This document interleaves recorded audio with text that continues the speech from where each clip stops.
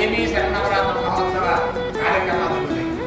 తర్వాత మాఘమాసంలో రాజశ్యామల నవరాత్రి మహోత్సవాలు అత్యద్భుతంగా జరుగుతాయి. అంటే ఈ ఆలయంలోనే ఆలయంలోనే రాజశ్యామల నవరాత్రులు, వారాహి నవరాత్రులు, అలాగే దేవీ శరణవరాత్రులు 3 నవరాత్రులు జరుగుతుందో విశేషమైతే వాటికి సంబంధించినటువంటి ప్రతిలోహ విగ్రహాలు అందుకు లేవు. దానికోసమని మనం ఏం చేశామంటే తిరుమల దేవస్థానం వారికి మేము రాయడం జరిగింది. ప్రతిలోహ విగ్రహాలు సబ్సిడీ తెప్పించుకొని